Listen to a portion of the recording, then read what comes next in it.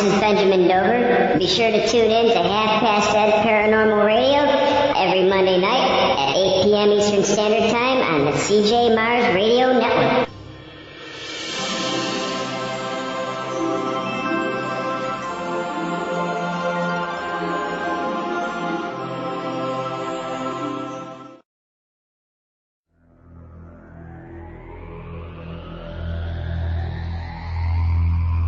You are listening to WCJV Digital Broadcasting, Youngstown, New York.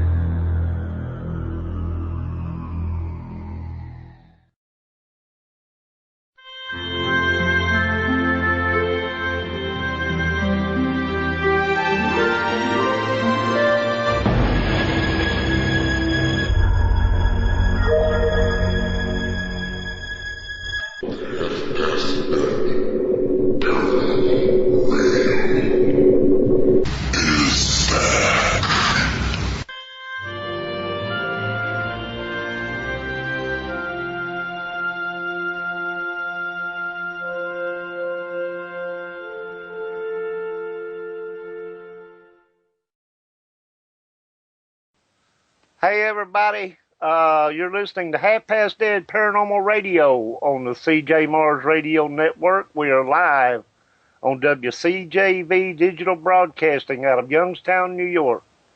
I'm your host, Roger Belt, and my co-host is Cindy John Pierre. Say hello, Cindy. Cindy. Hello, Cindy. I'm here. I just crawled out from under the table here. Our guest tonight is Mike StClair from Viper Paranormal, and I've been waiting to talk with him for a while, so I finally got him on here. Hello, Mike. Hey, Raj. Thanks for having me on the show, man. Oh, you're very welcome. I know you do a lot of videos and everything, and that's how I got to know who you were, and friend requested you and got to know you a little better, and we've talked a little bit here and there. I always start out my thing with every new guest, with the where, how, and when. So, what was it that got you involved in the paranormal? How did you, say, well, this is what I want to do? Well, probably give the answer that everybody does. I was going to say that. Always had an interest in the paranormal since I was very young. I'm going to say the earliest back I can remember is, I'm going to say mid to late 80s. And part of that was due to this wonderful television show called Unsolved Mysteries. Oh, I love that show. Back then, there weren't a whole lot of ghost shows. As a matter of fact, there weren't any ghost shows. So, when you saw something that had to do with the paranormal, it was on Unsolved Mysteries. And I always look forward to watching that show, just for those types of things. And as I started getting older, I didn't really have any personal experiences. And, that's generally what people will say. Something happened to them when they were younger, or they had this or that experience. But I was never fortunate enough to have something like that happen. But the way that I ultimately got my start, and I hate to say this, but back in about 2006, 2007, there was this television show. I don't know if you guys have ever heard of it. Ghost Hunters. Oh, yeah. Yeah, I watched that show. My wife and I would watch it. I did too. Every Wednesday night when it came on. And, of course, we weren't as educated as we are now. And, of course, they weren't as commercial as they are now either. Right. But, so I was watching the shows and saw them doing, all this stuff with these gadgets, and I'm like, that is really cool, but it doesn't seem like it will be something practical for me because I don't have a lot of money. I can't go out and buy all this equipment, but I stayed interested in it, and before too long I went out and bought a voice recorder. It's a little cheap voice recorder, about $20, and I was like, well, heck, I'm halfway there. I've got a voice recorder. Actually started out with the Radio Shack hack. That was one of my first tools, and recorded a lot of sessions with that ghost box and that voice recorder, and finally got a camera and an EMF meter, and I was all set. So I jumped online and tried to find teams in my area. Well, there were a few teams, but definitely not as many as there are now. And I searched looking for people with like minds that wanted to do the same thing. And finally, I met up with somebody and we started a team in 2008. And that team was Viper Paranormal. And here we are now. That's awesome, because that reminds me so much of myself, man. And a lot of other people probably say the same thing. Yep. I saw spirits when I was 9. No, I didn't feel fortunate. It scared the crap out of me. But after that, I didn't see them anymore. But I never forgot about it, And I had a couple of personal experiences later on through life, and I really didn't get into it until I started watching the Ghost Hunters show, because they showed me that, yeah, you can do this. Mm-hmm. I wasn't trying to copycat them or anything like that. It was just the fact that I thought, well, if they can do it, I can do it. And I can find out about what I saw back then, and the things that happened afterwards or whatever. But anyway, then they got commercialized and I quit watching them, and Grant left. Grant left, and all passe from there on. But you were talking about Unsolved Mysteries, another show that came on back in the day that had some haunting shows in it, was the one Leonard Nimoy hosted, In Search Of. Oh, yeah! Yeah, and I watched those back in the day, too. I'm like, this is cool, Yeah, I hadn't even thought about that one. Yeah, and there was a few of them on there, I think, different ones, over the seasons that, where they had something paranormal on there. And then, of course, it's like after those, came out, it's like before you know it, you got 500 shows on there and everybody's claiming this, that, and the other thing. And I'm like, okay, hold on. Yeah, and then everything goes to crap. Right. Unsolved Mysteries was great because it wasn't just a paranormal show. It had some episodes. Yeah. Job was great because it was not a paranormal show. It had some episodes. And so it made it a little bit more believable, because they weren't trying to capitalize on the whole paranormal thing. Right. And I agree. I love that. I thought, In Search Of Leonard Nimoy, because I loved him in the original Star Trek. And I'm like, dude, man, he can do other things, huh? But he was a really good, what they call him? Anyway, I can't think of that word. He hosted the show basically and talked, did the whole talking about this, this went on and that went on. And of course, there was a thing in there about Crowley, and Crowley is paranormal to me, about as weird as they come. They said he was the most evil man in the world, and he probably was. But anyway, getting off track a little bit. So you got your recorder and you got your camera and you got I started out with analog. I don't know about you, but I actually, my first one was digital, but I still have my analog ones and still use them from time to time, because I mean there may be something to using analog as opposed to using digital. I mean, I don't know that for fact, but if you've got it, use it no matter what it is. My opinion of the analog is that when you're recording with an analog recorder, the motor's running. Okay, right. And it's creating a white noise in there. Absolutely. And that's why I like using analog. And I use it every investigation I go on. I have a digital, but I use both of them. Because that one, and I've gotten more clearer and better EVPs actually with that analog than I have on my digital. Yeah, I think it's definitely a tool that you should keep. I mean, even 2015, a lot of the new teams getting into it, you can get those recorders for cheap. And one of the things is that people get into this field and they want to rush right out and buy all this really high dollar equipment because that's what everybody's praising, And one of the things I liked about your videos is ghost hunting on a budget. Yeah. Because a lot of people starting out don't have that kind of money. Good Lord, I've been in it for a while. I still don't have that kind of money, But and there's a lot of younger people getting into it. A lot of teams popping up everywhere, and it's giving people more of an opportunity to do it.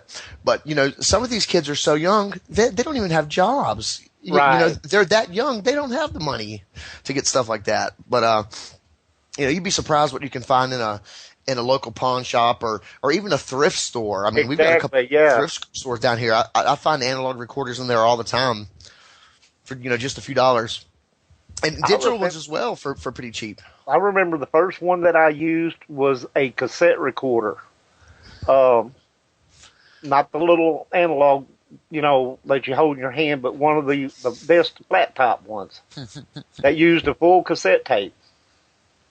I've got a funny story about that if you want to hear it. Well, sure. We were investigating an old home in Delville, that's here in Virginia, and it was it dated back to the Civil War. It was actually a jailhouse, I believe, that did house some prisoners. Not a whole lot, but it's a lot of history, very historical. And we were investigating, and I had literally, like, that week, we had bought out a paranormal team. They decided they didn't want to investigate anymore, and they were one of like the first teams in this area. And we ended up buying out all their equipment. And one of the pieces of equipment that we got was one of the old desktop voice recorder or the tape recorders, just like you were talking about. And so I popped the tape in and pressed record, and I mean, you could hear it. You could hear that motor winding. I mean, it was obvious that it was there. It was definitely there. And we got about, I don't know, 27, 28 minutes into it, and we thought we started to get some activity, and everybody was really quiet, and we started asking questions, and all of a sudden, pop! You hear this something slammed, something slammed on the ground. We all jumped out of our seats. I mean, it scared the crap out of us because it was right there in the room with us. And we sat there for a minute and looked at one another, and we're like, what in the world was that? And I got to thinking about it, and I looked down and noticed the tape player was off. Well, when those tape players finish, it cuts off, and boom, the buttons pop up. And it was the sound of those buttons popping up and the recorder turning off, and it was so loud. And it scared us to death. Well, it is, because if you're in a place, especially if you're in a big place, and it's deadly quiet, it'll echo. Mm-hmm. You can have something that would, if you were in a smaller room and there was other noises going on, it wouldn't even sound like nothing, just a click.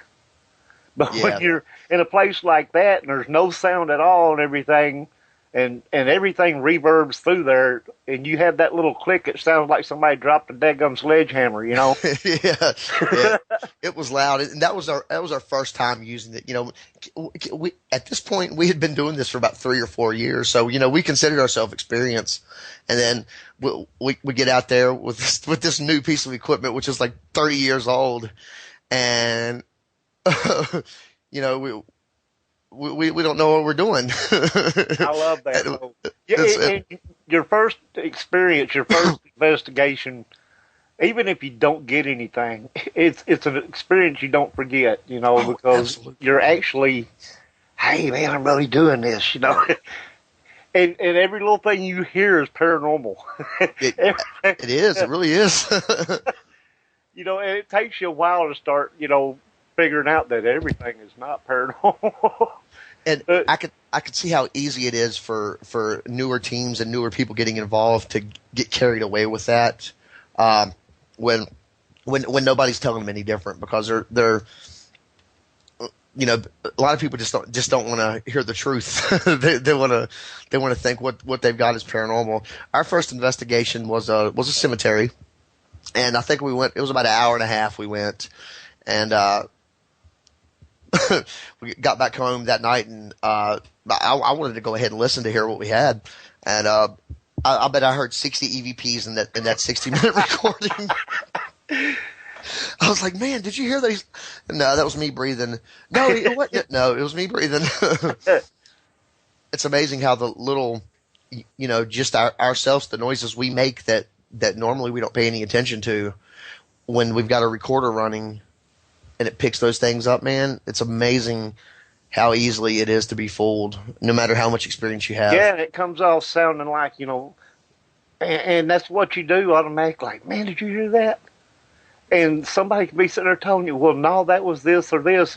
No, man, that's a spirit. I know it is. We went to that cemetery out here. It's called Gatewood Cemetery, and you can actually look it up online. It has a little legend with it. And me and my son-in-law, my daughter went one night, and I had my analog recorder, and I had a K2 meter, and I forget what else I took with me. I didn't have my camera with me, I don't think, that night. But anyway, and this is funny because this was an actual EVP that was funny. We were in the very back end, and this thing is surrounded by woods on two sides and some trees on the other side with a road that goes by. Mm-hmm. Well, we were in the far end of it next to the woods, and there's like one stone that sits kind of off to itself, and it's turned the wrong way. Why, I don't know.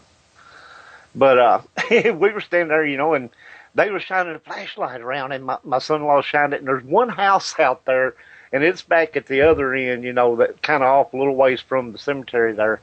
And he was shining that light around, and my daughter goes, "Quit shining that light over there. We're going to get caught." Well, there's nothing to get caught about, right? But it's just the point of, she was scared we were going to get caught. We weren't supposed to be there.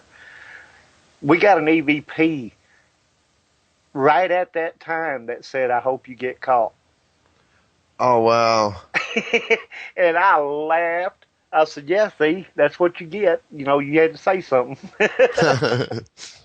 But that was that one, and one other one was the only one we ever got out there. And I've been out there several times, but that was the only time we ever got any good EVPs out there. But it was funny.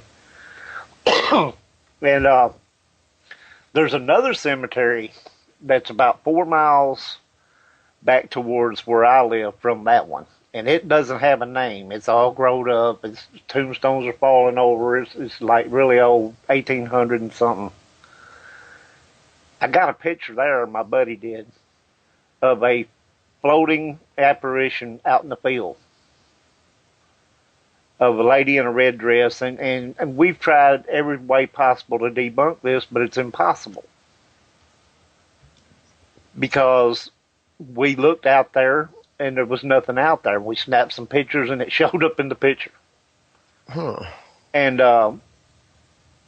we've tried to say, well, maybe it was this, maybe it was that. But you look at it, and you're like, no, it's not that. It is what it is. Yeah. And anyway, that's I call her my lady in red, and CJ's seen it. It's your holy grail of pictures when you're out in the middle of nowhere.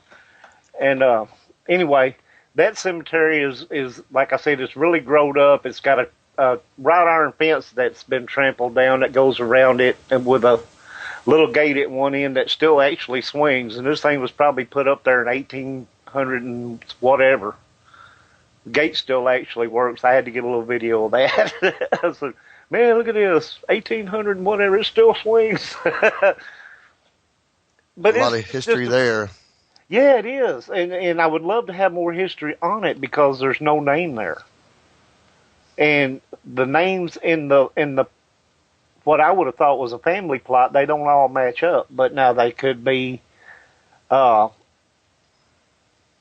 by marriage, you know what I mean? And some of them be different, so I don't know, but it had the real old tall tombstones that I'm sure you remember that come up to a point. They're like maybe 2 foot square at the bottom, and then they come up to like almost to a point. Yeah, the spooky looking ones. Really tall, yeah. Well, these are all knocked over in the same direction, so I figure it was vandalism at some point, but the bases aren't crooked. It's just the main part of them has been knocked over. And yeah, those things are heavy, too. They don't just blow over. That's what I'm saying. It wasn't tilted, so you couldn't say, well, they were tilted and, a strong wind hit, No, it's not like that. and they're the only ones out of all the tombstones that are knocked over like that. So it's really crazy. Anyway, Well, can I ask a question? well, sure. Okay, what's your favorite investigation you've ever been on? What really excited you about it? Um, Favorite investigation? I'm definitely going to say Ohio State Reformatory. And why? Well, we went to the Ohio State Reformatory. It's been a few years now, and I've been to quite a few investigations up to that point. You know, some of the big locations, some of the the over exaggerated locations. You know, with all this activity, this, that, and the other, and you know, I had heard quite a bit about the Ohio State Reformatory, and so we took a trip up there, a buddy of mine and I. And it was a long drive, and I don't like leaving home for that long. My kids are at home. I get really homesick, and I think that really, I really fed off of that, you know, inadvertently. But we get out there, and we take a tour, and go back to the area where we're gonna set up a base, if you will. And it was a few teams were with us, and we kind of all just went off and did our own thing. But the guy that went with me, his name's Jason Evans, and if he's not listening tonight, I'll get him to listen to the show. He's really big into it. He loves doing it. You know, if there's a piece of equipment out there, you name it, he's got it. Yeah. So we went out there, and the idea was we had never really teamed up like that before. So we're going to go out there, and you know, we're going to be running our cameras, and we're going to try to document some good stuff. And I got everything set up, and I was looking for him. I'm like, where the heck did he go? And I walked around this place. Now, I'd never been there before. And, you know, them old places, them old prisons, when it's dark, they can be pretty spooky. I don't care how brave and big you are. You know, you don't know where you're at. That can be scary. So I go tiptoeing around looking for him, trying to find him. And finally, I locate him. He's down here at the in one of the solitary confinement cells, and he's there running a recorder and whatnot. And I'm like, "Are you ready? Are we going?" He's like, "Yeah. I'll be back there in a minute." So I go back, and long story short, because I could talk the whole night on just this. During the course of that evening, it's like he totally vanished 3 or 4 times, and every single time I found him back in the same place. And I'm like, why is he doing this? This doesn't make any sense to me, why he keeps going back there. And so we ended up getting in a verbal argument, which, you know, our team doesn't carry ourselves like that, you know, and something down there was, man, it's so hard to explain. I mean, there was an energy there. What did he say? I really don't completely remember, but I was like, I thought we were gonna, you know, I thought we were, you know, going in to tackle this as a team and whatnot. And he said something, and I just flipped off my rocker.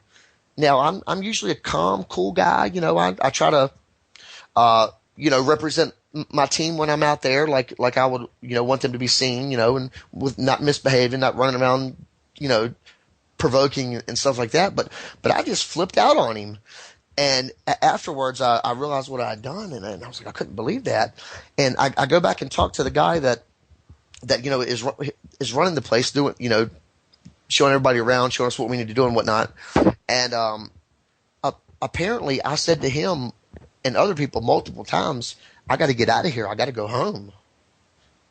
Now I don't remember all this. I remember wanting to leave.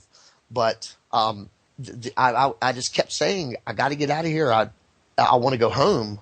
Do you think it may have been something like a portal, or you know, something like that? I don't know. See, I've always been like this. I get really, really homesick when I leave for long periods of time.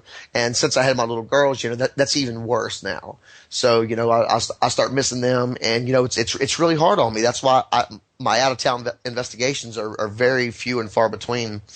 But I think it was a little bit of maybe me, you missing home, and maybe whoever else was down there wanted to go home too, and they wasn't going anywhere, and maybe they're still there, and maybe I was feeling some of what they were feeling. And from the stories, these stories are accurate, the ones I'm telling you. At any point in time, now this room was no bigger than like not much bigger than a stall in a public restroom or something like that, maybe 2 stalls put together. And there could be up to 5 people in those things, and they either kept the lights on or they kept the lights off. So you were disoriented, so you didn't know, when it was daytime, when it was night, so you couldn't tell the difference between the days. And you've got killers and rapists and who knows what else there. You've got 5 of them in a room. That's not going to go well at all. So, I mean, imagine all of the rage and just all of the energy that was housed down there. I mean, I'm one of the I don't talk a lot about energy because we're more of a scientific approach, but there was definitely some type of energy there. It was personally affecting me.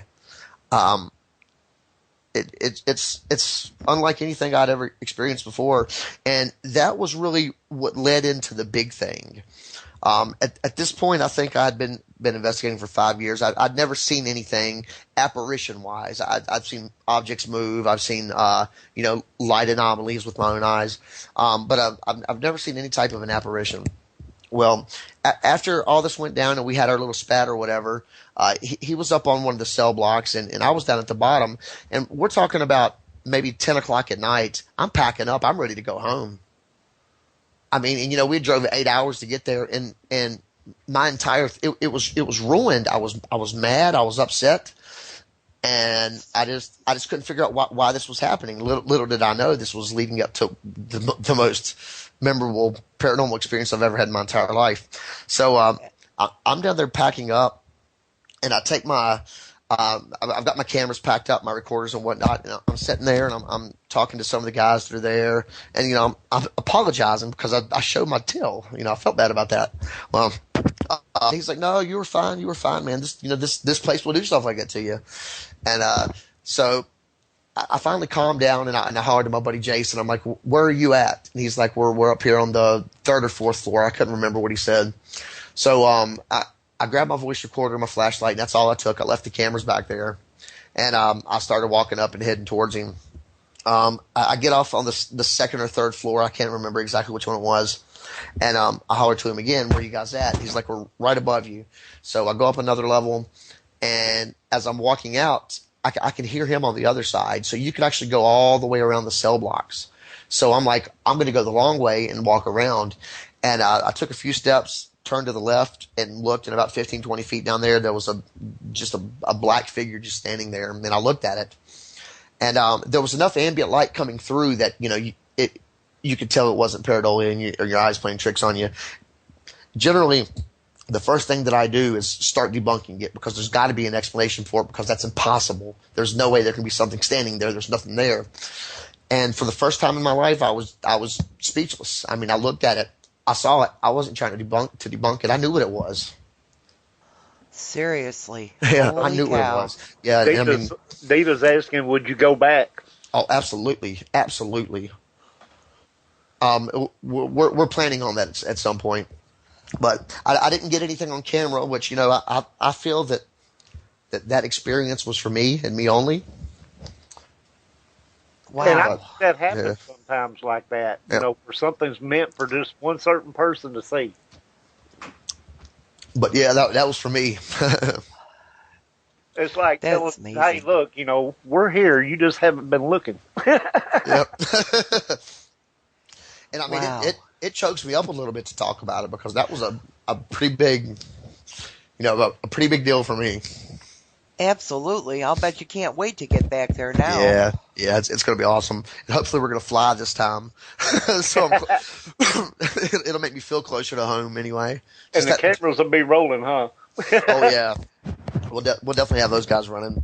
Okay, we're getting ready to come up on a break here for a 2 or 3 minute break. You guys, This is Half Past Dead Paranormal Radio with Roger Belt, Cindy John Pierre, and our guest Mike StClair from Viper Paranormal. We will be back in 2 or 3 minutes, so don't nobody leave.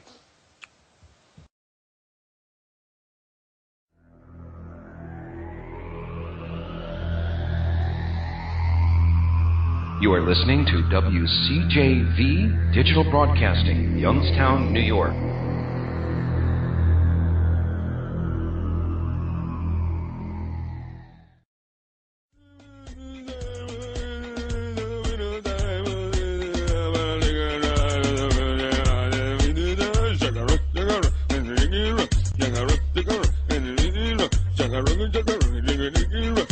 Hi, this is Benjamin Dover, and you're listening to Half Past Dead Paranormal.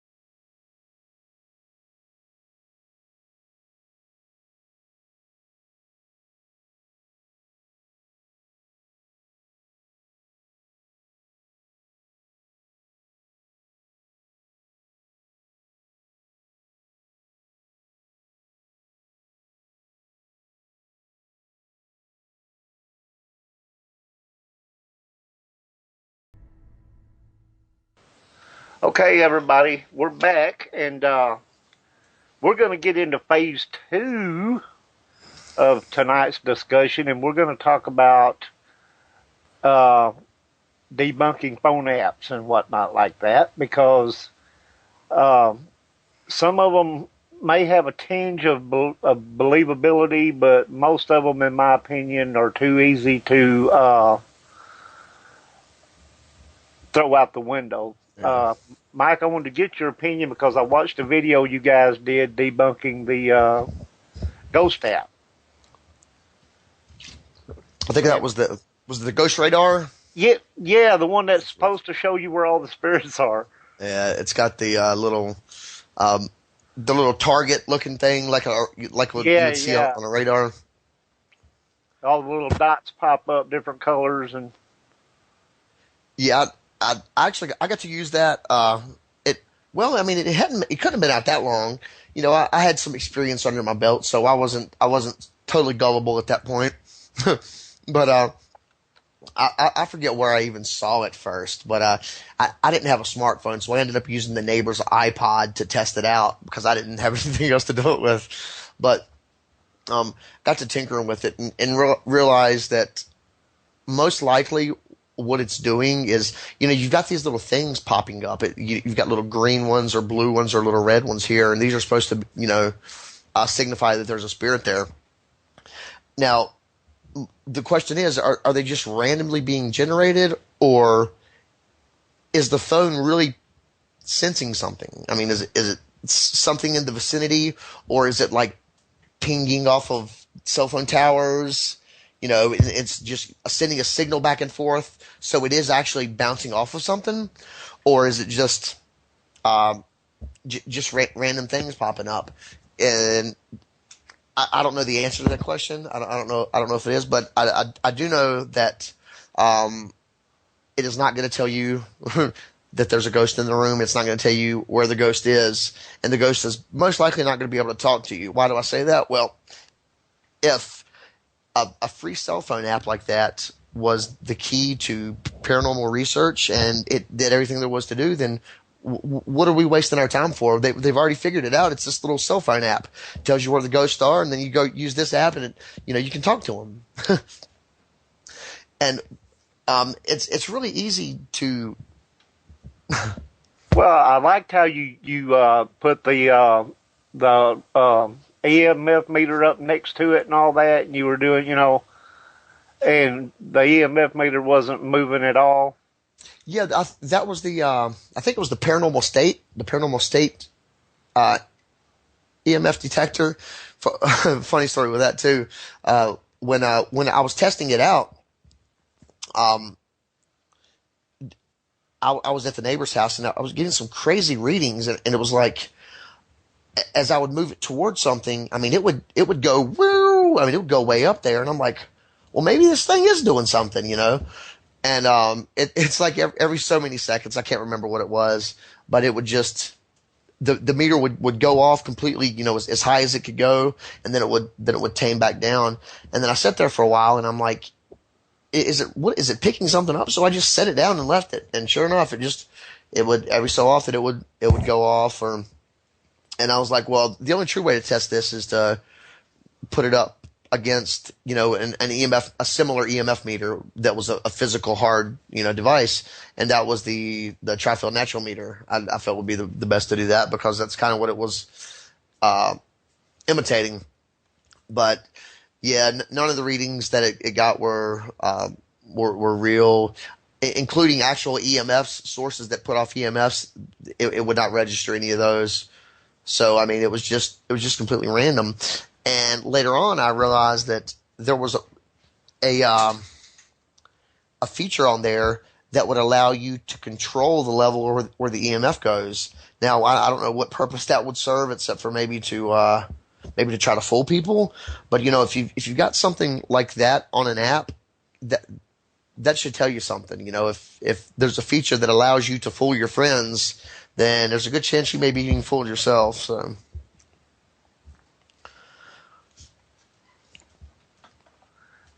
It's yeah, you were testing it with like a different EMF meter, and whenever the things would show up on the target thing, nothing else was being manipulated. So right, if you actually had a spirit and it's showing that it's right there where you are, and you have an EMF meter that's sitting right there, you'd think that EMF meter would move a little bit. Right. You would think so. And may not be a big spike, but it would move a little bit. And I tested it after the actual videos.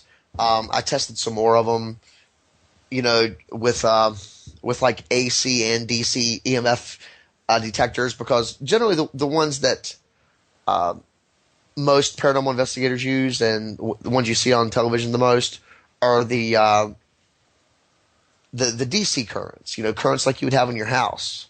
Yeah. Something that would come from your stereo speakers or your television or your refrigerator. And my theory is, what are ghosts? Well, they're energy. I believe they're energy. They've got to be, because energy can't be destroyed. It can't be created. But it can change from one form to another. Well, and it can also be weak or strong. So right. So, in my opinion, I think that if a ghost were made of energy, there's a good chance that it's not going to be made of an energy that we have in our house. It's going to be something different. Now, as humans, we can carry an AC field, a static charge. right. And I believe that if we could do that and they were once human, it would make sense to me that would be the type of current that they would be carrying, rather than a television set or a computer monitor. Right. Now I've heard that they're made up of magnetic energy and different kind of like electromagnetic. Mm-hmm. Now, do you think that's possible, or Say that one more time. Let me make sure I understood you correctly.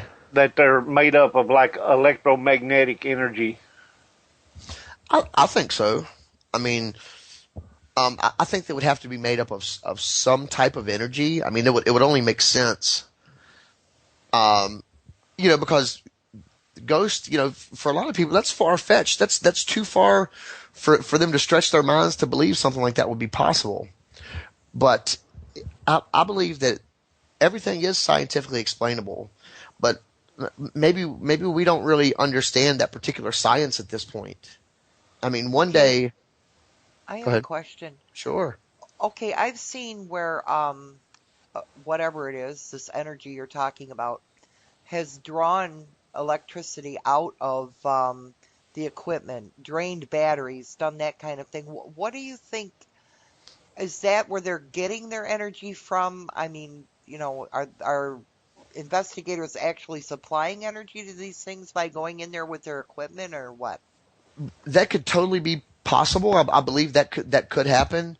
There are a lot of cases too where that's a very popular theory that you just brought up, that they can draw our energy.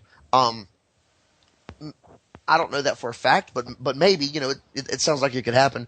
But I see a lot of people having their batteries drained, and I'm throwing up the little parentheses things with my fingers here. They're getting their batteries drained, and they're assuming that ghosts are doing this. Well, I know I've used a lot of different types of batteries, and I know mainly the ones that are the higher milliamperage, like the camcorder batteries and things like that. Those seem to be the batteries that would it would make sense if they were going to drain something. It'd be something strong like that, and not just a AA battery out of your voice recorder. Well, But I saw one time pictures that somebody had taken just at the spur of the moment. They were investigating, and somebody said the camcorder is going dead, and somebody with a camera spun around and took a picture of it, and you could actually see the energy drawing right out of it. that would be cool. Yeah, for Yeah, real. it would. Now, Dina brought up an interesting question. If they perhaps could draw your energy from your batteries or whatever, could they not like convert that to their energy like you would AC to DC or reverse or whatever? Well, I mean, I would think if they were taking the energy, that would be what they were using it for. And I would love to know the actual answer to that question, though. Can they use our energy? Because I've had an experience. We were in St. Albans Sanatorium up here in Radford, Virginia, and it's definitely an active place. But we were down in the oh gosh, what was it called? The women's isolation ward, and it was a weekend in October. They were doing their haunted house there. Well, after the haunted house was over, some teams, certain teams were allowed in there to investigate for a little while. And one night we got the privilege of staying out there with 3:33 a.m. Paranormal and Appalachia Paranormal, and we investigated with those guys. So we get down into the women's isolation area, and I wasn't down there but a few minutes, and I could start to notice a significant change in the way I was feeling. It was almost like my chest was getting tight. Like I didn't physically feel something squeezing me, but it just felt like my chest was getting tight, like it was getting pressure on it. And this went on for a while. And one of the girls there from 333, is able to feel things. And earlier she told me the previous night that it felt so much different, like everything, physically it felt different. And when she told me that, I got to thinking, I was like, well, I'm going to see what she's feeling now, because I hadn't said anything about it. I haven't said anything to anyone. And I was like, how do you feel right now? And she looked at me, she said, my chest is getting tight. And I was like, what? Because I didn't tell her anything. And I'm a big skeptic. I mean, if you guys watch the videos, you know that I'm a big skeptic. And it started scaring me a little bit, because I had never experienced, something physical like that, something manipulating me. And I got to thinking, well, this is an old building. There could be black mold. There could be asbestos. I could be reacting to that. It could be any number of things. So they were like, well, we need to get you out of here. And I'm like, no, that's what we're here for. Let's chill out for a little bit. So, over the course of the next 30 minutes or so, the pressure got more intense, to the point where it felt like there was the pressure was moving up to my neck, like around my throat. Now, again, it didn't feel like something was grabbing me. It just felt like pressure. It felt like tightness. And that went on for a little while. And finally, we were getting ready to leave out of that room. And I walked into it was a room in there that had like a bathtub in it. And I guess that's where the patients would bathe or whatever. It was like the only bathtub in that area. And I walked, as I stepped right through the doorway, my knees buckled. I mean, it's like every bit of energy I had was just gone. And I didn't fall to the ground, but you could see my body physically move to where my knees buckled. And I was like, whoa, it just, everything I had, it just took it out of me. And I've been down there probably 10 or 15 times since then, and never had anything even close to that happen to me again. So that debunks the whole black mold asbestos theory right there. Yeah, pretty much, because if it was there and that was the cause, it was going to happen again. Right. So I think that gives credence to the they can draw your energy theory, because I believe that's what happened, or some form of that. Now, it was brought up in the chat room here, could they possibly drain our energy because they need to have our type of energy in order to communicate with us? Maybe. I never thought about that, but yeah, maybe that's a good question. If they wanted to do stuff or to talk to us or perform or move something, maybe they would need something more than they have now. Like, right. Like even us, for instance, we're our bodies only have a certain amount of energy. So, I guess we go out and drink our Red Bulls or whatever. We feel like we're fueling ourselves up. My son-in-law does that. We feel like we're fueling ourselves up, to help us do a better job, and maybe that's the case for them. Although I do not recommend Red Bulls on an investigation. Okay. With Red Bull. I wanted to ask you a question about, say you are dealing with a malevolent spirit. Mm-hmm. Do you think that that's the same type of spirit that ends up being some kind of a possession, I mean, does that move into a human form, or what goes on there? I really don't have a good answer for that. Um, we've taken several cases that they believed that there was something demonic there. And going into these cases, we didn't know anything about it. I mean, we were just as cocky as we could be. We're like, yeah, we're gonna go in here and we're gonna figure this out. Well, fortunately, nothing happened to us, but and we know better than that now. But most of the cases that we've had it was. Now, I hate saying this and I hate being like this, but you know, it's true, and this happens quite a lot. It's people are wanting attention, and they're fabricating, you know, stories and things that happen. And just about every malevolent case that we've been on, that's been the outcome of them. And it's only been a few of them, or their imagination, you know, running away with them. So, you know, I really don't have enough experience in that to really even form an opinion on it yet. But it's totally a different type of energy then, isn't it? Yeah.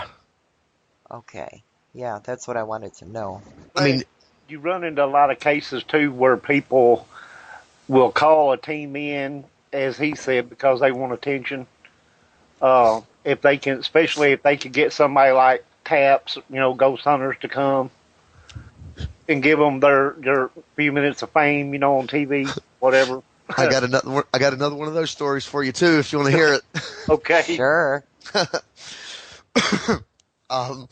Back around 2010, 2011, we teamed up with Virginia Paranormal Society. My friend Nick Farrer run the team, and they were the Taps family team in the area.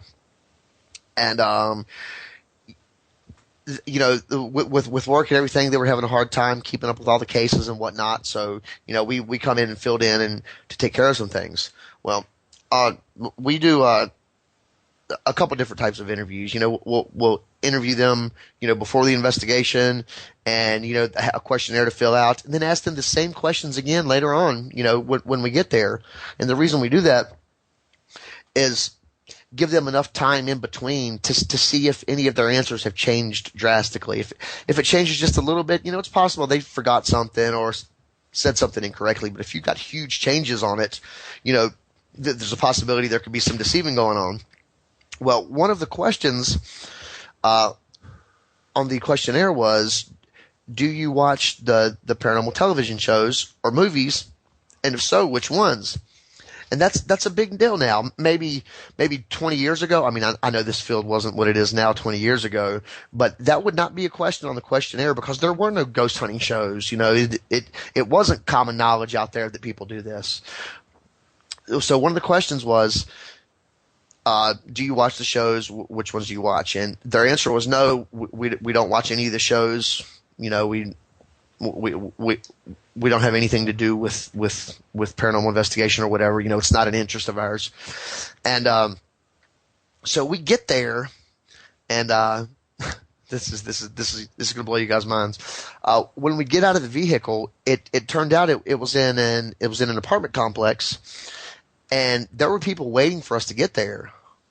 I know there was 20 people out there just standing around asking us if we were the ghost hunters, and it just blew my mind. I'm like, you got to be kidding me!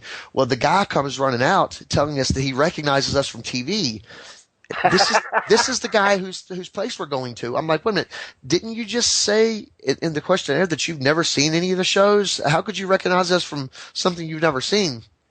So, I won't go into any detail as to the claims or whatever, but they were, I mean, if I said some of them to you, you'd think I was crazy, because I mean, that's how outlandish they were. And I mean, it kind of upset me that they would waste our time like this. But at the same time, I think every team should deal with at least one of these where it's actually a case of somebody wanting attention, or you know, seeking something other than to have their homes investigated for legitimate paranormal activity. Well, and see, you have those types, and you also have the types that will call somebody in just so their neighbors can see. Well, yeah, we had such and such paranormal team come in because stuff's going on in our house. You know, it gives them something to hold over their neighbors, so to speak. Right. And see, these cases actually went through taps before we got them. So, I mean, they thought they were contacting, taps ghost hunters, and I'm assuming that's who they thought were going to show up. Well, and they were probably disappointed when they didn't see the camera crews and all that with y'all. Anyway, real quick here, we got about 5 minutes before the break. And we may have to go into this a little further after the break, but okay. One of the big things that, and I just watched this video also, the flashlight trick. Oh, yeah. The flashlight trick, because that gets me, because ghost hunters did it, and the first time you watch it, if you didn't know, what really goes on, you're like, wow, look at that, they're answering the questions with a flashlight, Yeah, I actually did a couple of those videos. The first one I did was just, I didn't put a ton of research behind it, but I just went with my common sense, to come up with some reasons why, this wouldn't be a trustworthy experiment.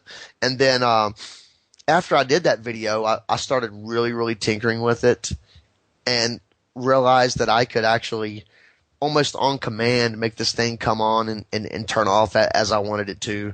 And it turned out the way that it happened was, it was science. That's all it was science.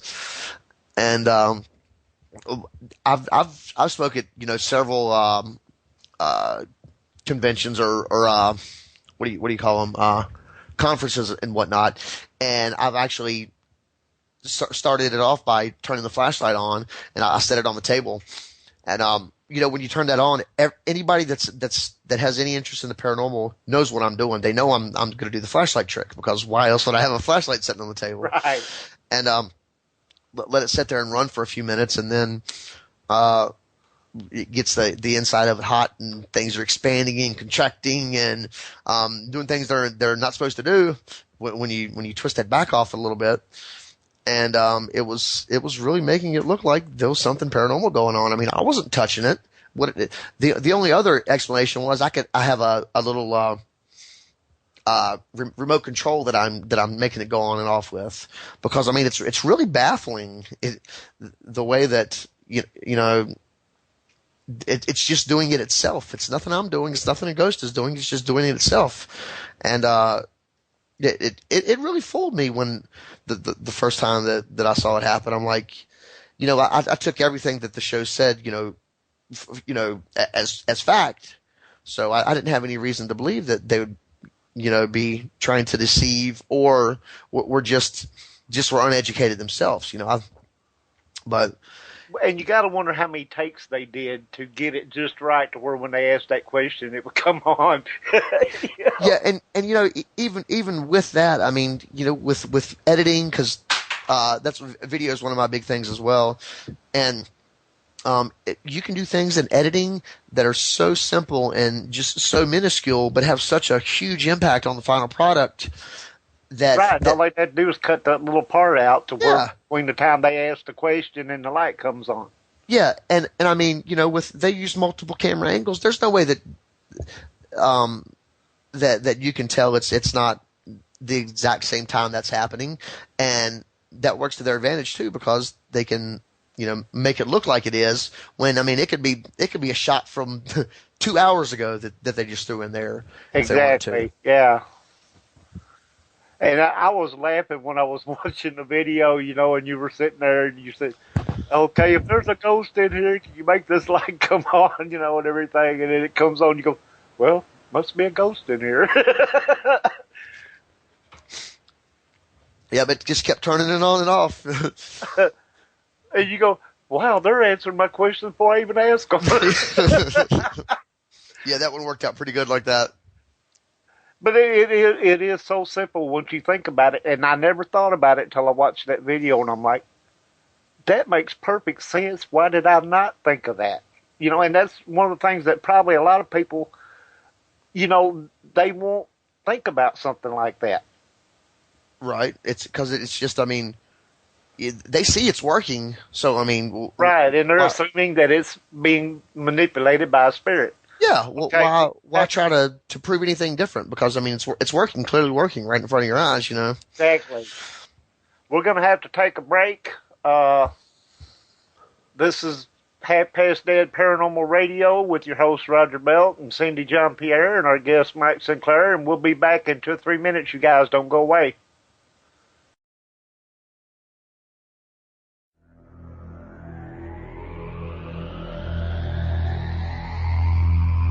You are listening to WCJV Digital Broadcasting, Youngstown, New York.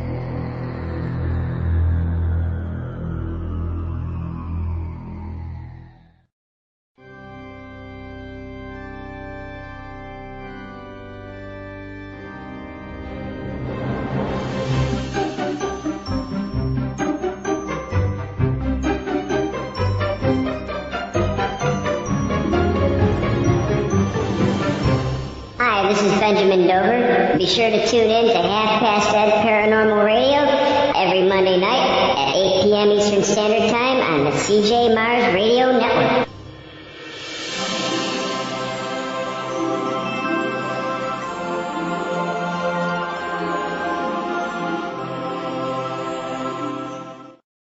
In any case, I got order from Mars this morning. Yes, this commercial we have to do completely naked. Oh, we have to do it naked? Yes, so, you know, I'm already prepared if you are. Sure. Can I wear my phony tatas? If you want to wear your phony tatas, that's up to you. I mean, it's all good. Just Now that would be hilarious, eh?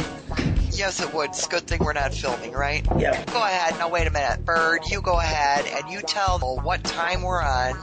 Why am I doing it? Because it's like... This isn't an answer. All right, Mars said so. Say go. All right, in 5, 4, 3, 2, 1. Good evening, peeps, and join us Saturday evening at 9 o'clock for the Two-Faced News, where we talk about everything and anything. That's right. Everything and anything, whether it's relevant or not, we're there. Right. So join us at CJ Mars Saturday night. That's right. And now that we're done, can we put our clothes back on? Yes, we can. Oh, thank you so much. Have you got the tea water going yet? Yes, I do. Me too. Okay, let's have a cup of tea. We're done.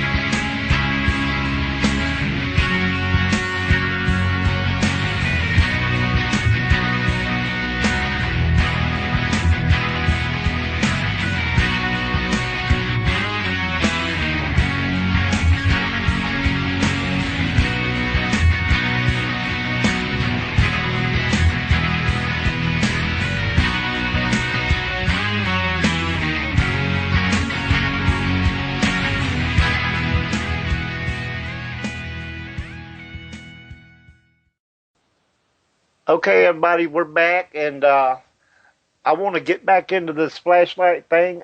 Mike, if you would explain to the listeners out there what makes the flashlight actually turn on and off that people don't realize. Okay. Now, when I started doing these experiments, I didn't just all of a sudden come up with the idea that this is what it could be. I actually heard someone say it, and I don't remember where I heard that from or where I got that from. So, I mean, the only thing I could do from that point is start experimenting and see if there was anything to it. So, the idea is you're going to turn the flashlight on, and when that flashlight's on, you let it run for a minute, because usually in investigations, I know there's a lot of times that we have a flashlight running all the time because it's just dark, and you've got to go from one part of the location to another part, and I mean it's pitch black, you can't see anything, so you've got to have that light on, and Right. and that is a legitimate circumstance during investigation, that your light's going to be running for 5-10 minutes at a time. So you get into the spot where you want to do your flashlight session. I'm throwing up my little quotation marks here, and you sit down, and with that light on, you take it and you twist the tail end of it off just to the point where it doesn't want to be on, it doesn't want to be off. And you set that light down once it to where it just turns off.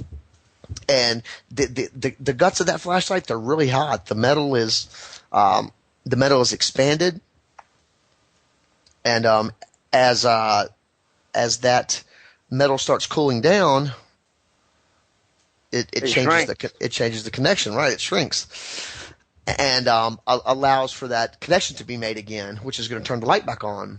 So that light burns for a few minutes. It could be a minute. It could be 2 or 3 minutes, and then those innards start expanding again. And when they get to a certain point, the connection is gone. So it turns off, and it just keeps doing that, and it keeps doing that over and over and over again. I've let one run for about an hour, and it did that the entire time.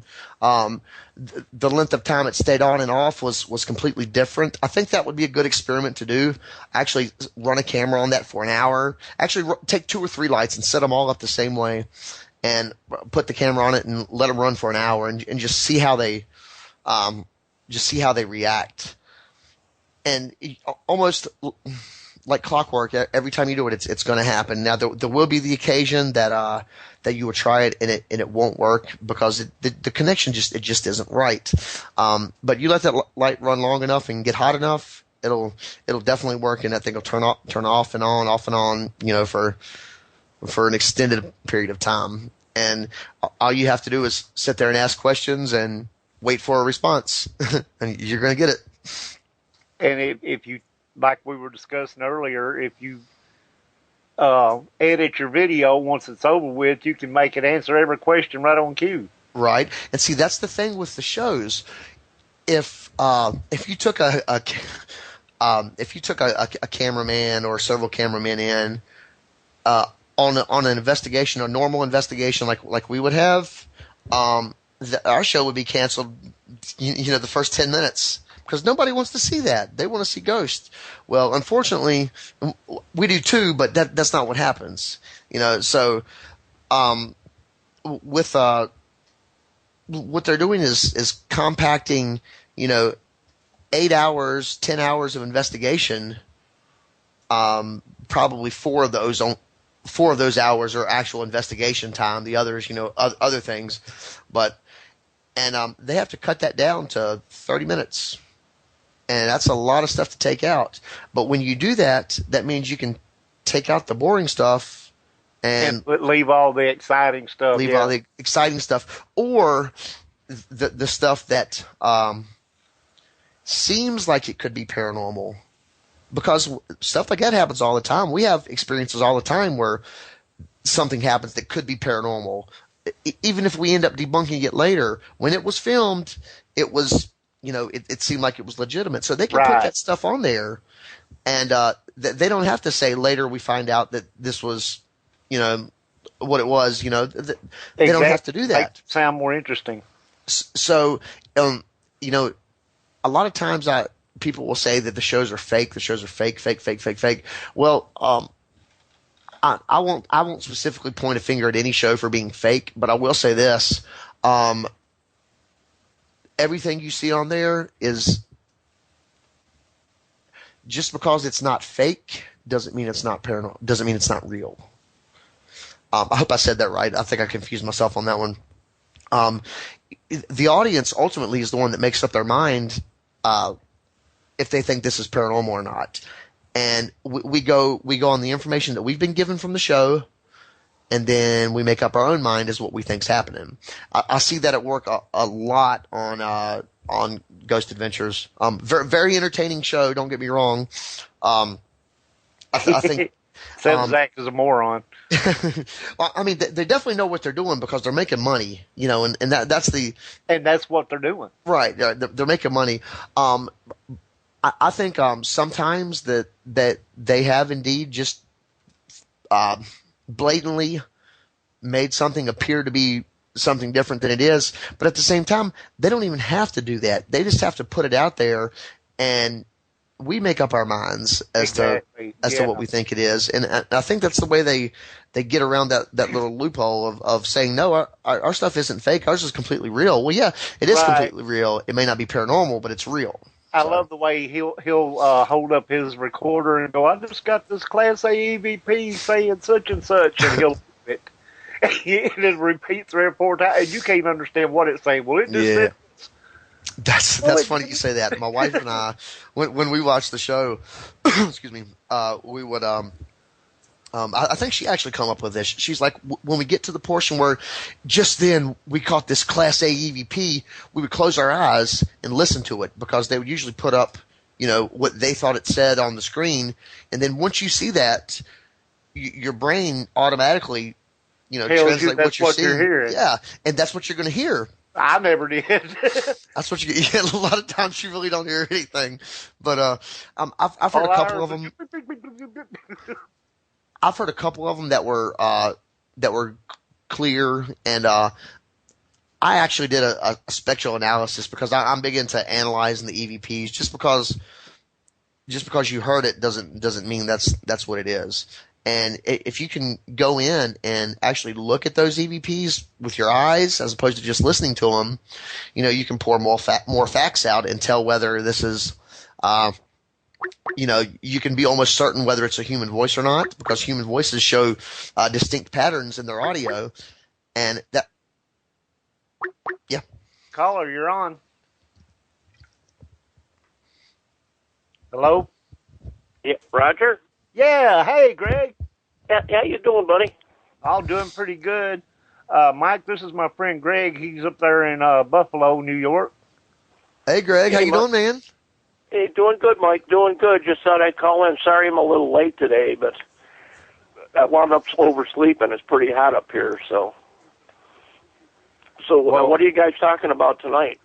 We're talking about debunking this and that and all kinds of other interesting things. We were talking about Ghost Adventures EVPs right there at the moment when you called, and how he does his thing where he says, I just got this great EVP that says this, and all I hear was Oh, really? But anyway, now I was going to say, and I was going to ask you what you thought about this. We were talking about, of course, Ghost Hunters and Ghost Adventures and all this. And you have a bunch of other shows that, you know, I think that when they edit this stuff, they leave intentionally some of the boring stuff where they're not getting anything in there because if they didn't, it wouldn't be believable. Yeah, you're just about right, too, right? They couldn't do a show where, you know, everything was them getting some kind of evidence. Yeah, they have to put it into 1 hour show, and they're there for 8 hours or sometimes 16 if they're there for 2 days, and they have to edit it a lot and edit out all the, like you said, all the boring stuff or all the stuff that's kind of questionable, too. Yeah, we were talking about the flashlight trick and how, you know, the flashlight actually turns off and on by itself. It doesn't, it's not a spirit manipulating it, you know. It does it by heating up and cooling down. Okay, now that's what I was thinking of before. I'm still up in the air about that. You know that I've used the flashlights a lot of times over at Iron Island, and sometimes it does get kind of freaky where it is with your questioning. Then what I do is stop my questioning for a while, let it go, and see if it still keeps on flashing on and off at those intervals. If it doesn't, then maybe another 10, 15 minutes later, I'll start the questioning again and see if that'll turn them on and off. So, like I say, Roger, especially in the very beginning, I was kind of suspicious about that with, like you said, the heating and the cooling of the bulb and the connection there. So it's to me, I'm still up in the air about it, but I've seen flashlights do some freaky things. So that's kind of my opinion right now. Will from Dead Creek brought up a good thought. On the flashlight bit, it would be a little bit more believable if there was like a click first. Not just the light just comes on, or like a click, like they actually turned it on. You know what I mean? Yeah. Well, what we use the mag lights, as you're well aware. Probably. Yeah, most of them do. Yeah, they don't click. They don't make any noise. Which, Mike, you used a mag light in that test, didn't you? I used the mag light in the second one. In the first one, I used a different flashlight. But that you bring up the clicking thing. That's very interesting because when I first saw that, it was on Ghost Hunters many years ago, and they were using a light that fired from the back. Wasn't that the one that was on his coat? It was pinned to his coat or something, Mike? I think that was one of them. Yeah, it had a button that you would push, so you would have to push that button in order to turn the flashlight on. Now that would be something else there. But another argument with that is, if that is the case, then why, if they're pushing this button somehow, why isn't the flashlight moving? It would have to be. Unless they were holding it with one of their hands and pushing it with another. Yeah. How does it not move? They push the button. But at the same time, just because it can be recreated, and this is what I tell everybody, being a big skeptic, just because I can recreate this by doing this does not mean that was what happened. Because there's stuff out there that we don't understand, and that could easily be something that they can do. In every case, that it's not an actual spirit activity or nothing. It just means that there's a possibility that it could be something else. Right. Here's what we do. I've done a couple group investigations, and most of them at the same location, but it's so funny because we'll have a group of, say, 10 people. Now, we like to keep them as low as possible to give them more of a personal experience rather than being with a whole group of people. But we will go in there and, tell them, do what you want to do, ask questions, do whatever. It's your investigation. And this is no lie. This is not even an exaggeration. You'll have a group of 10 people. Every single one of them will pull their flashlight out and set it on the ground. And at any given point in this investigation, if there was a room with an investigator in it, there was a flashlight on the ground. And to the point where I was like, oh my God, why am I doing this? It was bad. I was like, I couldn't believe it. And so this is what I tell them, because I like to be honest with people. I don't like to beat around the bush or whatever. But at the same time, they're doing this for fun. I don't want to just break their spirits from the get-go. Okay. But, this is what I would say. If there's someone here, push the flashlight for me rather than turn it on. Can you push it? Can you move it? Well, can I just interrupt for a second? Absolutely. Nice to meet. Hi, Greg. How you doing, bud? Doing good. Go ahead.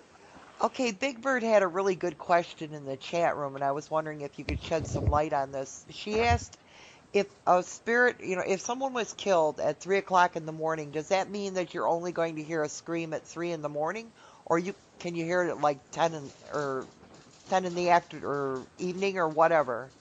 That's a good question. I get what you're talking about is a residual, and that's something that basically creates such an impact when the actual event takes place that it's like almost like with a tape that you would put into a tape recorder, it's recorded that image, and it will play back that image or that sound or whatever the event was that took place at that time.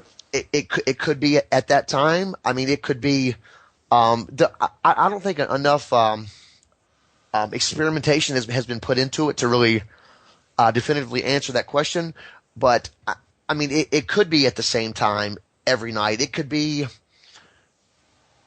at 3:00 on the actual night once a year, or well, it that's could be. True. It could be, if it happened on a Friday, it could be every Friday. It could be, Yeah, it could be environmental conditions too that cause that. Exactly. Oh, yes, I like that. Yes, absolutely. Things that come into play that would actually make the right environment. Exactly what you said for the event to take place again, or to to be able to hear the scream or whatever. And a lot of times that's what we do when we bring in, like trigger items and things like that. Not so much to get them to see something familiar, but if we're doing things that happened when that event took place, I mean, could we almost like a poltergeist even I'm not saying I believe in poltergeist, but the same idea, couldn't we almost recreate that and make that happen ourselves? Possibility.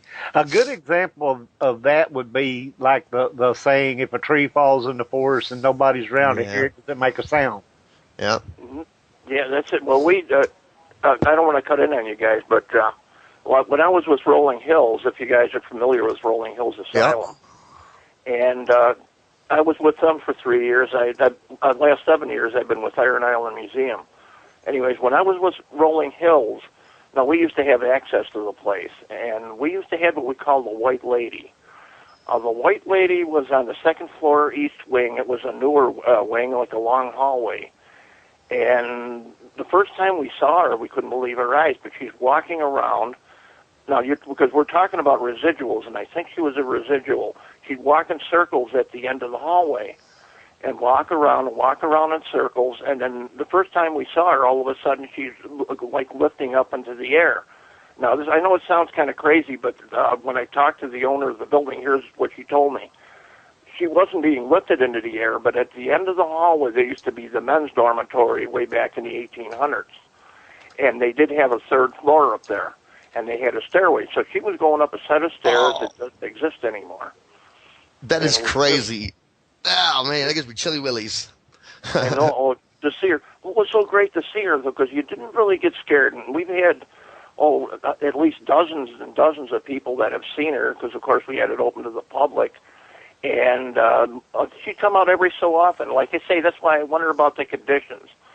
She'd come out around between 11 or 12 o'clock, but some nights she didn't come out, and some nights she did. So, like I say, and we have a power station that was just outside the building that was really generating a lot of EMF. And the thing is, and we also had, rock formations and that underneath the building. And especially, what the heck was that? The one rock. Oh, my God, I'm getting old. I can't think.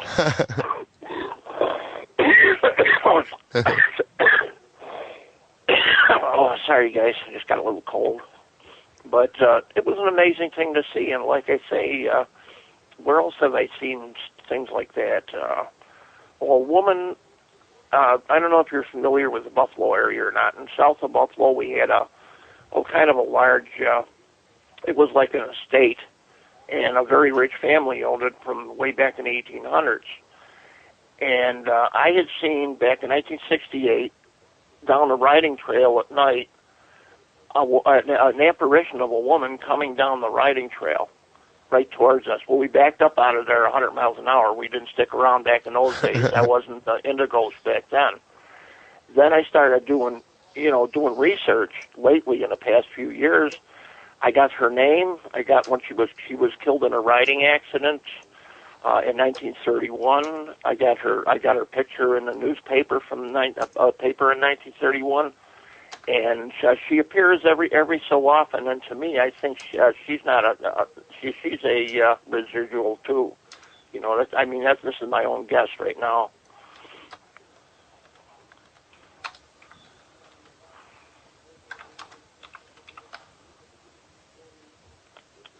We're having an orb discussion in the chat room, y'all. So Okay, there you go. now, I said I wasn't going to go there, Yeah, and but since they keep bringing it up, I'm going to go there. oh man, I have a philosophy on orbs. Most everybody that knows me knows my philosophy on orbs.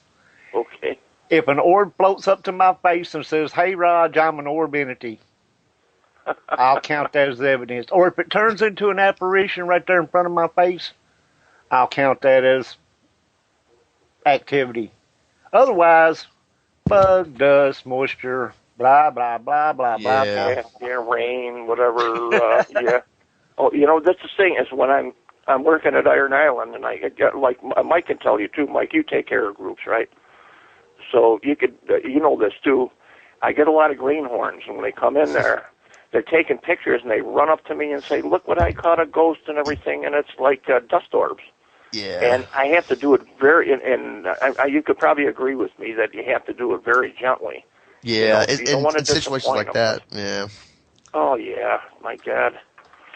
But I've seen orbs with my own eyes, but they're more like electrical, like over at Iron Island there. They look like a comet, and they kind of float around slowly, but you can see them with your own eyes. They actually glow. So whatever that is, and I'm not going to say it's paranormal. It could be electrical too, whatever it is. But we've seen them how many times over at Iron Island. So. Yeah, it's definitely way too. And I talked earlier about just because you can recreate it doesn't necessarily mean that's the explanation. Well, with orbs, that is exactly the explanation. That is exactly what happened because, if you go on an investigation and you don't catch 50 orbs, there's something wrong. Because it's going to happen when you're using light. Whether you're using a flash, infrared light, or even ambient light. Ambient light can still do that with cameras. Back with the 35 millimeter era, you didn't have that problem. I mean, you would get them occasionally, but with the digital cameras, the flashes are so close to the lens and they're so much more powerful. And I mean, it's just like you can hardly ever take a picture without getting one. Oh, and the same thing with video. I know what you mean. Yeah. I remember Gettysburg. We used to get that around, like nighttime or when the sun was going down too. When you get the fog in there. And my God, there's like a million glowing orbs around you. You think you're being surrounded there. They're all soldiers. Oh yeah. Okay. Well, I'm sorry, and I'm adamant about the way I feel about orbs, and a lot of people believe in them wholeheartedly, and that's their thing. I'm not saying don't. I'm just saying I don't believe in them. There's better stuff out there to focus on that you can actually barely begin to defend. I mean, with an orb, you can't. There's no defense against the explanation of just a camera, false anomaly. There's no way you can defend thousands of identified false anomalies against the one that you happen to catch, the one real one that you happen to catch. Yeah, right. And see, I'm not saying that it's not possible. I'm just saying that I haven't seen anything yet orb-wise to make me think it's anything other than dust or bugs or pollen or, whatever. Yeah. So, until that happens, my belief is orbs are just dust and bugs and all that stuff. Unless you have a face in the orb, then you've got the Holy Grail right there. We're talking about something completely different now. Right. I've heard about those too. I just brought that up in the chat room a while ago. I've heard that people see faces in orbs. If you look hard enough, you can see anything in one. Pareidolia. Absolutely. That's all it is. And that is so big. And I mean, even the smartest scholar in the world, they could be fooled by pareidolia because it's our own brains, going against us. Yeah, It's exactly. And if they haven't been put in, the situations where they've known about that and everything they look at, I mean, ask anybody, lay down, look up in the sky on a cloudy day, and look at the clouds and find pictures in those clouds, I guarantee they'll be able to find something because their brain's going to find something. Well, And it's human nature to do that. So, yeah, especially if you want to see something. right. The If more you want to see it, the more it's going to happen. And I mean, I can't tell you. We were talking about you talk about the Iron Island people coming up and showing you the photographs. Well, I mean, we get that a lot at conventions and things like that. And I mean, yeah. if it's like an investigator that's like, Mike, I'm serious about investigation. This is what we're doing. This is what we got. I don't want to be a jerk because I like to think I tell it like it is, but I mean, at the risk of coming off as a jerk, I will do it because I want to see somebody, do something in this field. I don't want to see them follow everybody else. I want to see them go out there and, take the time to pick things apart and learn what's possible. Or let me take that back. We don't know what's possible yet, but learn, what's what, and the hundreds and thousands of different types of anomalies that that your brain and a camera can team up to create. Right. It's just mind blowing. Okay, guys, we got to go on break.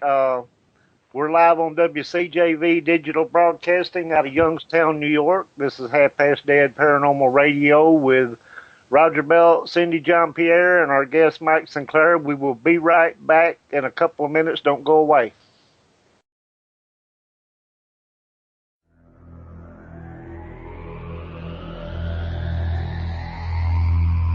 You are listening to WCJV Digital Broadcasting, Youngstown, New York.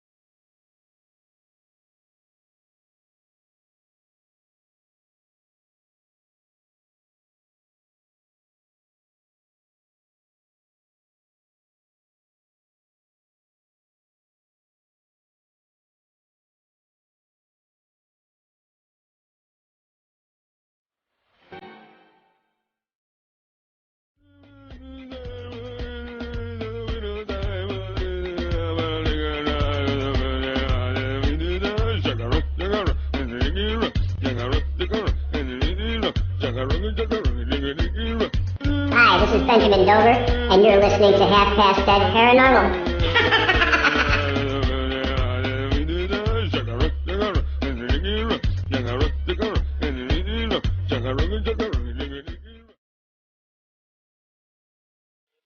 Okay, everybody, we're back, and topic change one more time because I wanted to get into ghost hunting on a budget. Oh, yeah.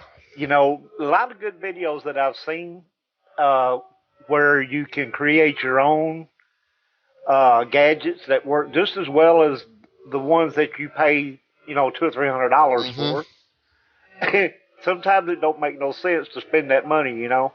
Yeah. When you get the same thing. Well, Yep. and you got a lot of people that can't spend that kind of money. You Yeah, know, like, and there was one video I watched, and I can't remember which one that was about, but it's one where you use like one of the fishing bells on a string. Oh, yeah. The ghost alarm. Yeah, a long time ago I watched that one, and Old school, yeah. yeah, but I mean, there's so many things you can do, you know, that doesn't require you to spend a fortune.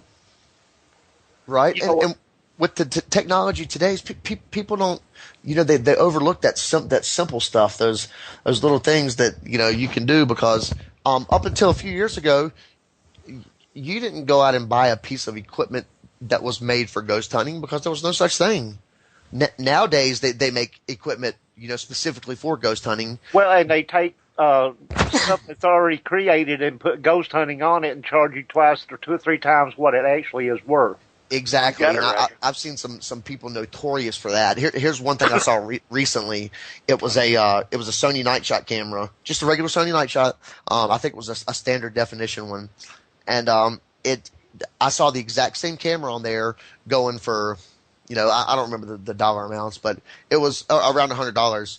And then I see one on there that ended up selling for right around $300. Now, keep in mind, you could easily go buy a brand new camera. It won't have night shot on it, but you know, for $300, a high definition one.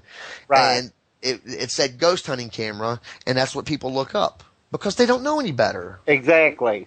Oh, yeah. Look at the K2s. Imagine if you bought it at an electrician's supply shop or something. And how much what less it would be if you bought it there than you went on the internet for. Yeah, because I mean, what do they say, like $50, $60 now just for the basic unit? Yeah, that's what the last time I looked, that's what it was. You know, Jesus. Well, you know, I tell you what, the biggest hit that I have where I work over at Iron Island, when I have a group, especially newer people in that, is the divining rods. Oh my God! Oh, I don't know if you ever used them. Sorry, I had a moment Okay. there. You don't get to the divining rods, huh? Explain your moment. I don't know if I should. Okay, yeah. I don't care. I'm gonna do it. So, Okay. The idea behind it is you carry them, and if they cross there's a spirit or an EMF or what have you there. I've seen a couple different kinds of them. I've seen the ones that have like the little sleeve that you actually hold on to, and they move freely in that sleeve. I've also seen the ones where they don't have a sleeve, and you put them in your hands, and the idea is that your involuntary muscle movements are what's causing this to happen because they're triggered from something. Well, and I hope nobody's listening from that show. Well, anyway, so I got I've had, you know, several calls about television shows. I'm sure you guys have too. You know, wanting to, you know, looking for people to be in the shows and whatnot. And I got a call from one of them, and we really talked. And you know, I was under the impression that the show was said and done, and we were going out to film a promo video.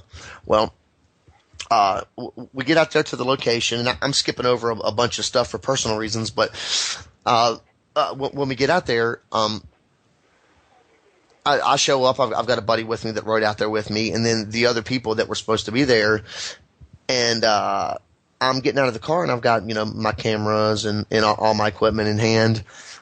And I'm looking at everybody else, and I'm like, so where's your equipment at? You know, I'm not saying you got to have fancy equipment to go out. I'm definitely not saying that. But you know, in order to do a television show or something like that, you're going to want to have equipment that you can use to document and to do you know, to collect evidence.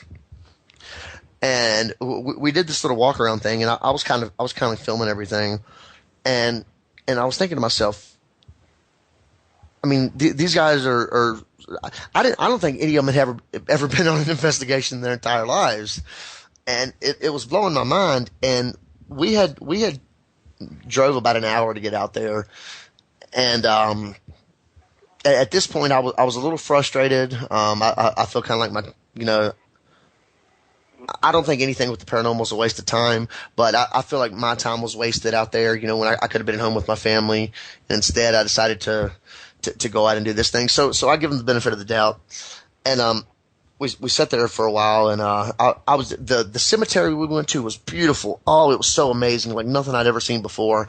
I got video from it. It was just something you would see on television, you know, and I was so amazed by this. So that's what kept me there, though. I was cool. Everything was cool. And I'm standing there, you know, at any moment I'm like, I'm just getting ready to go home. Now, these people drove up from Georgia, and I live in Virginia, so that's like lots of hours away, 10 hours or more. I'm not sure. So, you know, it's not like they just jumped in a car and just popped on down the street. You know, they took some serious time to come down here or to come up here to see me so we could do this thing. And I'm thinking, well, maybe, you know, that maybe they had a different idea or whatever. Well, anyway, so I'm sitting there and I'm filming, and one of the investigators goes to the car, and this isn't gonna sound as great to you guys as it did in my head before I started saying it, but they're sitting there, and I'm getting a shot on the camera, and I'm panning over, and I see them sitting there with the divining rods, and I'm like, oh my God, I cannot believe that I just, you know, had them come up from, you know, from Georgia. That's a long way away to be doing something, you know, along this line. It just blew my mind, and I was like, how are you gonna do, you know, a show, whether it be educational or entertainment, with nothing, with no experience? And when they come out with those dowsing rods, it just completely blew my mind. I was like, yeah, and I actually ended up leaving. I was like, yeah, I can't be a part of this. It just there was nothing scientific going on at all there, and I'm scientific. I mean, I believe there's stuff we can't explain, but at the same time, you know, I like to be able to identify things that we can. As they say in Hollywood, that's a wrap. Yeah. Yeah, that's about and it. I felt so bad about it, but I was like, yeah. And, you know, I felt like we were kind of almost being disrespectful, really, to the soldiers that were buried there, that, you know, fought for our country. I feel it was, now, we've investigated cemeteries before, too. I'm not saying there's anything wrong with that. It's just, I think that was just an opportunity to go out and make money and then capitalize on whatever you can that's popular at the time. And, yeah, they just kind of, honestly, it really threw me for a loop, and it really affected my investigations from that point on, because my interest and, you know, the passion that I had for the field it started falling apart after that point. I mean, it was like, is this what it's come to? Yeah. You know? Was that a pay for play place, or was it just did they open it up, the cemetery up for you, or what? Oh no, they opened it up for us to come in. Yeah. Yeah, and it was. I'll tell you what it was. It was in Lynchburg, Virginia. It's the Civil War Cemetery. I'm not sure what it's called, but I mean, it was unreal. I never thought a cemetery of this, you know, caliber and beauty existed. And I mean, it was like everything you could ever imagine. And I would love to get back in there and actually do an investigation there. Yeah. But I think that would actually be possible. I don't think they really do it for the public, but for what we were doing, somehow we got to stay in there after hours. So that was really cool. But yeah, man. it's like Gettysburg, because I was doing Gettysburg After Dark, because you can stay at till 10 o'clock in the battlefield.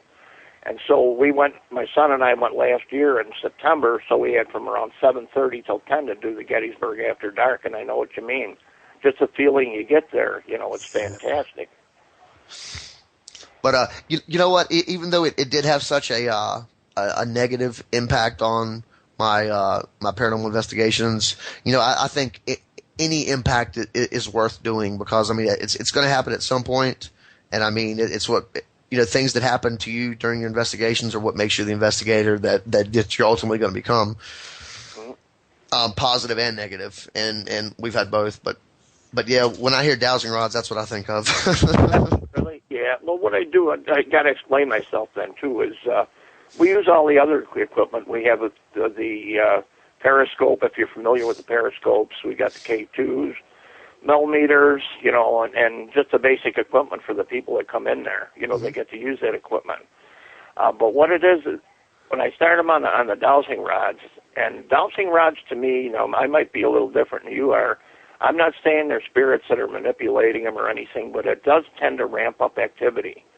I've been doing Iron Island now for about the past 7 years, so about 300 investigations there. Now, which ones do you guys use? The ones with the sleeves, or the ones that have the that you just physically hold on to the bar? Yeah, we have both kinds actually, but they tend to like the ones with the sleeves. Now I tell them, keep your hands steady. Don't. Oh my God, I got a thunderstorm going here. We've got one going down here a little bit too. Yeah. Is it really? Yeah, it just started now. Hey, I wanted to ask you.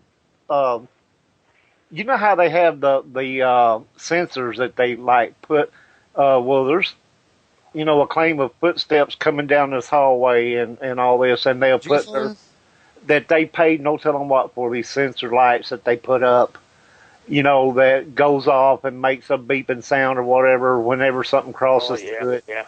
Yeah. Can you not, old school, put some talcum powder on the floor? If something's walking through there, is it not going to leave a footprint? Mm-hmm. I would think so. Assuming it just wasn't just an energy that was just coming through. Yeah. Well, and when I see them do this, they put these sensors, nearly on the floor, so you're thinking that there's something going to walk through there and set it off, Oh, yeah, we tried that at Iron Island, too. We weren't too successful with it, but that was only once or twice we tried that, I've got a video out there somewhere. I don't remember what it was called, but I think we actually hit on that using flour, and I forget what the circumstance was, but I told people, now, if you're going to do this, in a person's home, make sure they're cool with this, because you don't want to be messing up their house. Exactly, yeah. Oh, geez, yeah. Once they got a good vacuum cleaner. Yeah, some precautions you can do to, make sure you're clean and everything, and you're not. Well, and I watched one of the Ghost Hunters episodes where they put grease on a mirror because supposedly there was handprints left on the mirror, and they wanted to, if it was happening, it'd show up better, if there was like a grease film on it. That was an older one, wasn't it? Yeah, and you wouldn't want to do that without getting permission. Oh, Jesus, especially an antique mirror or something like that. My God. It was brought up in the chat room. Johnny brought up about your night vision video, and there's like a couple, 2 or 3 different ones actually. Where the one where you were comparing the Zima light with another different one. I can't HLV, yeah. But anyway, I actually have a Zima light. I like that. But after I did that video, I really got experimenting with that, and where the Zima initially appeared to be brighter, like it was covering more area, it did cover more area. But the other light, I was outside doing this. When you're outside, if you don't have something for that infrared light to reflect off of, you're not going to see anything. If you're just shooting out into the wild blue yonder, you're not going to see anything. If you're pointing at something, you're going to see it. So outside is completely different than inside. I started using that light inside, and oh my goodness, I couldn't believe how bright this thing was. I mean, it's just, inside and outside are two totally different. Oh yeah. entities, if you will. We're talking about, using night vision cameras and whatnot. I hear that thunder up there, man. Oh, yeah, I can see lightning flashing right outside my window right now. Yeah, it seems like it's going through my living room here. Oh, now, there was another video that you done that I liked where you used a, snake light and the reflector shield, the clamp-on type that you, clamp onto your tripod or something. Yeah, the old, the reptile light, I think it's what they call them. It's like it's a heating lamp. Same thing, but it's a heating lamp, basically, and now you can go into Walmart, which has Ghost Hunter galore there, and they've got the heating lamps that are extremely bright to the point where it does put off quite a bit of visible light, which may kind of defeat the purpose, whatever you may be using it for. Right. But the amount of infrared heat that it puts off is just mind blowing. So I mean, in a pinch, it can definitely work. I've heard back from teams that have told me, they didn't have equipment and whatnot. They had a night vision camera, but didn't have any type of infrared lights, and that's what they used on their first investigations. And I was like, that's awesome. I love hearing that. I helped somebody get out there and do an investigation. Normally, they may not have been able to do because they would have felt like they didn't have, the proper equipment. And actually, I had one that I used a couple of times, and I moved, and I guess it didn't get moved with me because I haven't found it yet. But yeah, I used it a couple of times, and they actually put out quite a little bit, of IR light. Mm-hmm. If you're using a night vision camera, and of course my camera doesn't have that big of an angle, but it puts out a lot wider light than the angle of my camera. So, yeah, I'm getting a good coverage with it. But anyway, I thought it was interesting because that's something that you can pay between $6 and $10. $6, I think you can get them for the whole deal, and versus the Zima light, which my daughter bought me for Christmas. Bless her heart. Cost a few pennies more than that. I say pennies, you know what I'm saying? Yeah. But yeah, they work pretty good though, considering that you're not spending and that's what I'm talking about. When we're talking about being on a budget, because there's lots of ways around all the fancy equipment. Yeah, and what you got to keep in mind is, and I said this earlier, the equipment that we use was originally designed for something else. And if you keep that in mind, you can replace most of the equipment that you would go out and pay hundreds to thousands of dollars for, for a fraction of the cost. Now, it's probably not going to be the build or the quality that you could go out and buy, when you make it yourself. But I mean, if you want to start there and work up to maybe getting the more expensive stuff later, it's definitely the way to go. And plus, if you find out you don't like doing this, because I know my first few investigations, I guess maybe I had a different approach than other people, but I thought I caught a lot of evidence. But when I went back and listened to it or looked at it, I realized I didn't really have all that much. And then after a while, that got discouraging. I'm like, I've been to 15 freaking places and I haven't caught anything, right. Not even kiss my butt, nothing like that. And I'm sure there's a lot of people out there that maybe are more scientific minded and don't believe every little thing that they hear or see as paranormal, and they get discouraged in it. So imagine you just went out and bought a $600 camera and a $200 EMF meter and $150 voice recorder, and you spend $1,000 on something you're never going to use again. And we've had so many people, I want to join your team. Yeah, this is what I want to do, and blah, blah, blah. And you take them on one investigation. And that happens to be the one you don't get anything. Yeah. And you don't always get something, It's like fishing. You never hear from them again, It's like, oh, well, I guess you didn't really want to do this, huh? Yeah, and that's really, really taken over the field, though. A lot of the, I mean, there's more teams and people popping up that really don't care about, the care about the things that we care about. We care about getting the truth. And they want to catch something, which is great because I do too. That's ultimately why I do it. I want to, I used to say I do this for I do this for the field, and I do it for the field, and I do it for the clients, and I do it for the clients. But ultimately, man, I do this for me. I don't care what kind of crap evidence these guys are going to put out there. They can do whatever they want to. I've just come to the realization that no matter what I do, I don't care how hard I go at it. I'm not going to change some people's minds.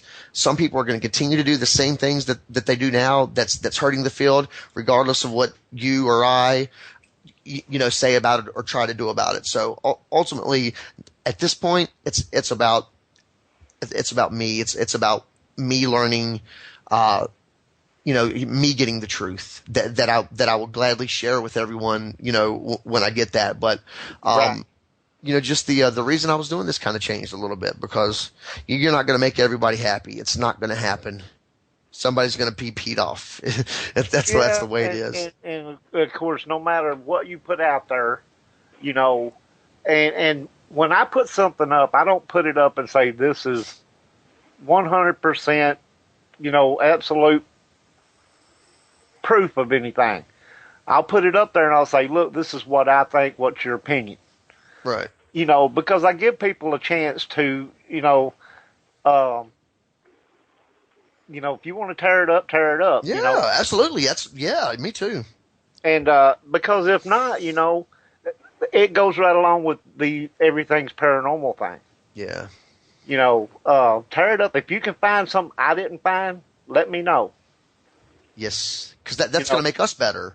Exactly, because then that gives you a little bit more of an outlook whenever you're debunking. If somebody else brought up something that you didn't think of, well, hey, I can use this next time when I'm trying to debunk something similar to this, and gives me a better idea of whether what I've got is or is not. And I'll tell you what, I've been embarrassed a time or two, just starting out.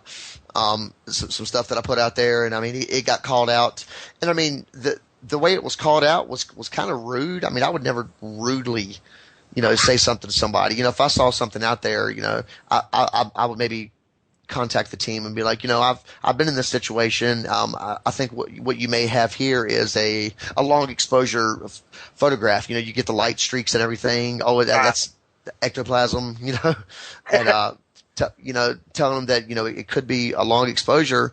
Some people don't want to hear that. I've had my safety threatened over a long exposure photograph on Facebook. Are you kidding? No, I'm not. I had a guy threaten to unfriend me and everything one time. I debunked one of his pictures. Oh, he got mad. And it was plain. And he had 2 or 3 things that were actually, looked like could be anomalies. But then the one that he got mad about was he took a picture, and it was a building in the back of this cemetery with a metal roof.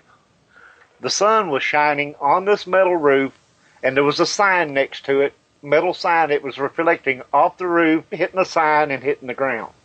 And the spot on the ground was his anomaly. And, I told him, look, man, it's really plain if you just look at it. Boy, did he get, you weren't there, I was there, I know what I saw, and he's like, I think I'll just unfriend you. I said, well, if that's what you got to do, man, but ain't no need being ugly about it. Yeah. What I think, you asked me, I told you. That's right. And, he got mad. Really mad. Like, if I would have been anywhere close to him, he might would have bit my head off, or something. But, I would appreciate somebody telling me that. We're going all night long. Really? We'll have to do it. We'll have to do it another time. We're going to have to get you back on again and everything and do this again. This has been a blast. Yeah, man. Okay. Screen Freak 79 people, look it up on YouTube. A lot of interesting videos on there. Mike's website is down at the time, but I don't have a link for that, but I do have the Facebook link. It's www.viperparanormal.com. We're completely redoing the entire website, but you can contact us for now on Facebook. Okay, there's the Facebook link. and it's not going to work because they're tied together. But anyway, you get the gist of it. Just pull up Viper Paranormal on Facebook. You'll find it. It's been a blast, Mike. I loved it. Yeah, man. And we're going to have to do this again. We're going to have to bring this thing down, you guys. To all the people in the chat room and everybody listening in via phone, whatnot. And Greg? Yeah. And Greg, yes. Yeah, I'm just being real quiet. I'm just listening. You have my permission to beat me later, Greg. Oh, don't worry about it. But anyways, everybody listening in, we appreciate it. Couldn't have a show without you. Thanks, Janice, for coming. Janice of NCPI came tonight. Dead Creek Radio, Will and Mel, thanks for coming, you guys. Of course, Big Bird, Dita, all the rest of y'all. Y'all know how I feel about y'all. Y'all my ladies. I don't know who Big Bird is, but it sounds pretty neat. Oh, Big Bird and Dita, they make my day. They're a trip now. Yes, they are. Yes, they are. Okay. But anyways, and Johnny's done left. But anyway, we appreciate it, you guys. Yeah, Neosho County Paranormal. That's Janice's team there. Check them out. We're gonna bring this thing down. Thanks everybody for coming. We'll see you next week. Frank Lee's gonna be with us of Casper Paranormal out of Alabama. Yeah.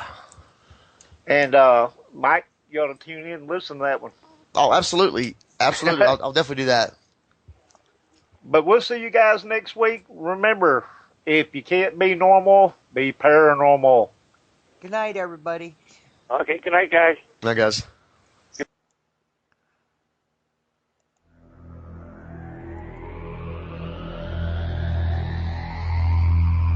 You are listening to WCJV Digital Broadcasting, Youngstown, New York.